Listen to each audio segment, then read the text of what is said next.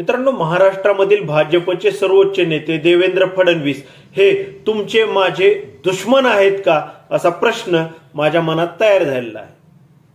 आणि मग त्याला कारण असं घडलेलं आहे मित्रांनो, की आपल्या सर्वांना माहिती सध्या 5 राज्यांमध्ये विधानसभेच्या निवडणुका सुरू आहेत, त्याचे प्रचार सुरू आहेत, मतदान सुरू आहे.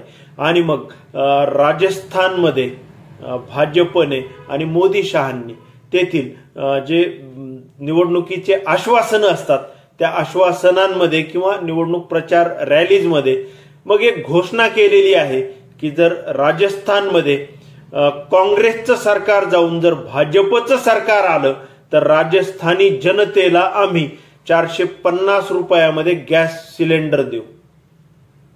मग मित्रांनो, तुम्हाला आम्हाला माहिती आहे, तुम्ही आम्ही सर्व कौटुंबिक माणसं आहोत की गॅसचं सिलेंडर जवळपास 1150 रुपयाला तुम्ही आणि आम्ही सध्या खरेदी करत आहोत.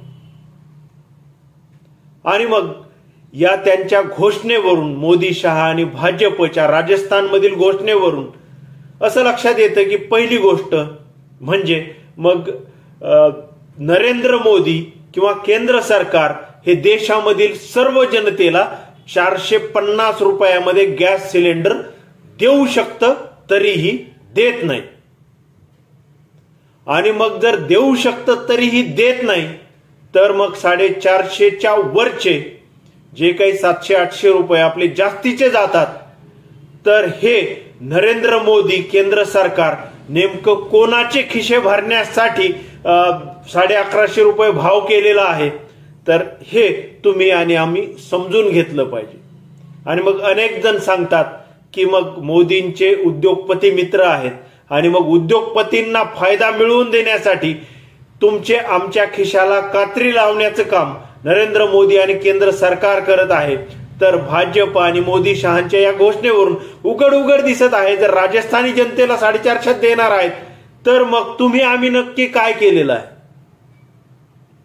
मग यामध्ये दुसरा महत्वाचा मुद्दा की ज्या देशामधील सर्व जनतेने नरेंद्र मोदी यांना 303 खासदार निवडून दिले, तर त्या सर्व जनतेने चूक केली का की तुम्ही वर बसलात आणि 303 खासदार तुम्हाला केंद्रामध्ये 2019ला निवडून दिले आणि तरीही तुम्ही आम्हाला 450ला गॅस सिलेंडर का देत नाही.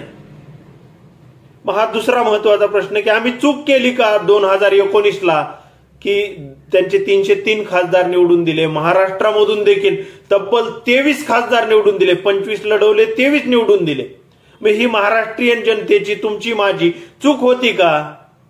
मग आम्हाला नक्की 450ला गॅस सिलेंडर का नाही.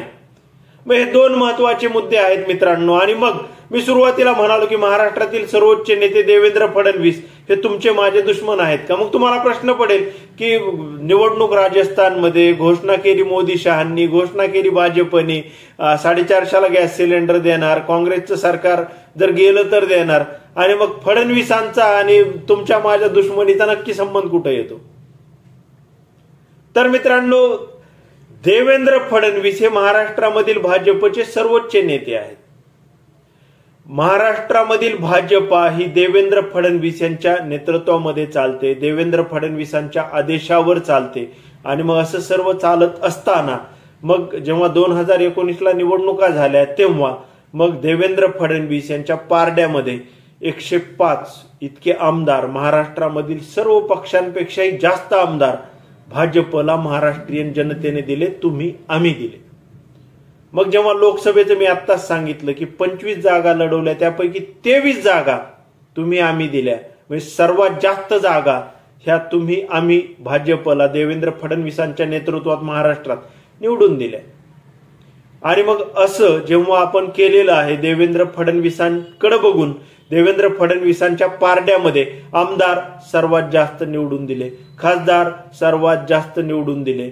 आणि मग जर तरीही महाराष्ट्रामध्ये आता भाजपची सत्ता आहे, जरी मुख्यमंत्री एकनाथ शिंदे असले तरीही सरकार मात्र देवेंद्र फडणवीसच चालवत आहेत. आणि मग अशा परिस्थितीमध्ये मग देवेंद्र फडणवीसांचं काम नाहीये का की आपल्याला सर्वात जास्त जागा आमदारकीच्या, खासदारकीच्या दिलेल्या आहेत. मग त्यांनी मोदींकडे जाऊन बसावं आणि त्यांनी सांगावं की महाराष्ट्रातल्या जनतेला देखील 450ला आम्हाला गॅस सिलेंडर द्या. मग हे नक्की का जात नाहीत दिल्लीला? दिल्ली वाऱ्या तर करतात ना, सारखं सारखं दिल्लीला जातात. मंत्रिमंडळ विस्तार करायचा असले दिल्लीला जा, काही आदेश घ्यायचा असला दिल्लीला जा. मग हे दिल्ली वाऱ्या करून इतक्या नक्की काय करतात? मग 2-2 महिन्यात 8-8, 10-10 दौरे होतात मुख्यमंत्री उपमुख्यमंत्र्याचे, फडणवीसांचे. अजितदादा आता वाऱ्या करायला लागले दिल्लीच्या. मग हे वाऱ्या करत असताना तिथं मोदी शहांना का सांगत नाहीत की महाराष्ट्रात आपलंच सरकार आहे? तर मग राजस्थान मधले येईल का नाही येईल त्याचा काही पत्ता नाही, पण महाराष्ट्रात जे आपलं सरकार आहे, आपल्याला जे भरभरून मतदान भाजपाईंना केलेलं आहे महाराष्ट्रीयन जनतेने, तुम्ही आम्ही, तर मग महाराष्ट्रातल्या जनतेला 450 रुपयाला गॅस सिलेंडर द्या असं देवेंद्र फडणवीस नक्की केंद्रात जाऊन ठणकावून का सांगत नाहीत? हा महत्वाचा प्रश्न आहे. आणि मग जर देवेंद्र फडणवीस तिकडे जाऊन मोदी शहांना जर महाराष्ट्रासाठी 450ला गॅस सिलेंडर मागत नसतील आणि वरचे 800 रुपये जे उद्योगपतींच्या खिशात जात आहेत ते जर वाचवत नसतील, तर मग देवेंद्र फडणवीस हे तुमचे माझे दुश्मन आहेत असं माझं मत तयार झालेलं आहे, प्रश्न पडलेला आहे. आणि मग या उलट 2014ची एक आश्वासनाचं आठवण करून देतो आणि हा व्हिडिओ संपवतो. मग 2014ला जेव्हा ते 15 लाख रुपये काळं धन, 2000 आपलं 2 कोटी बेरोजगारांना नोकऱ्या वगैरे असं सर्व म्हणत असताना त्यामध्ये भाजपांची एक घोषणा होती की देशामधील महागाई कमी करू. आणि मग त्यामध्ये पेट्रोल त्यावेळी 60-65 रुपये लिटर होतं, त्यांनी 100 पार केली. डिझेल देखील 100च्या जवळ आहे, त्यावेळी ते पण 55-60 रुपये होतं. आणि गॅस त्यावेळी 350-400ला भेटायचा, तर तो आता 1150ला आहे. म्हणजे महागाई कमी व्हायची. अन्य ज्या घरगुती वस्तू आहेत तर त्या प्रत्येक गोष्टीची किंमत वाढलेली आहे. मग ते कमी करायचं तर दूरच राहिलं, परंतु हे आपले खिशे कापायचंच काम करत आहेत. तर मग हे जे खिशे कापू आहेत तर हे पुन्हा एकदा 2024 साठी आपल्या दारात येणार आहेत. पुन्हा एकदा मतांची भीक मागायला भिकारी बनून येणार आहेत.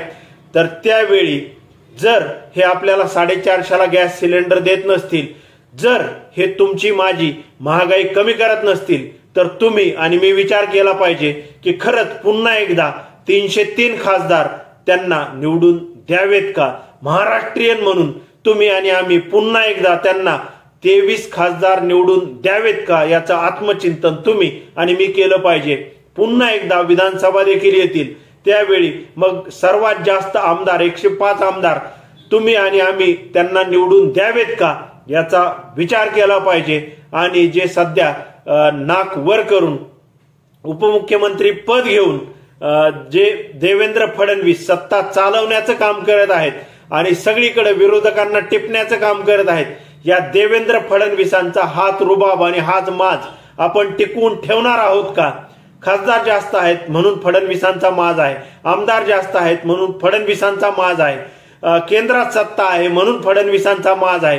ज्या दिवशी हे आपल्या दारात 2024 साठी मतांची भीक मागायला येतील, तेव्हा जर हे आपल्याला 450चं सिलेंडर जे मोदी देऊ शकतात परंतु आपल्याला देत नाहीत, तर या भिकाऱ्यांना जेव्हा आपल्या दारामध्ये ते मतांची भीक मागायला येतील तेव्हा मत तर द्यायचंच नाही, परंतु यांच्या बुडावर लाथा घालण्याचं काम तुम्ही आणि आम्ही केलं पाहिजे. कारण हे खरे आपले दुश्मन आहेत असं माझं मत तयार झालेलं आहे. मला प्रश्न पडलेला आहे.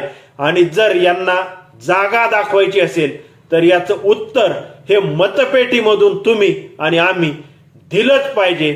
आणि मग यासाठी मोदींना शक्य आहे 450ला सिलेंडर देणं. जे राजस्थानमध्ये देण्याचं आश्वासन देतात ते तुम्हाला आणि आम्हाला नक्की का देत नाहीत, हा महत्वाचा प्रश्न आहे.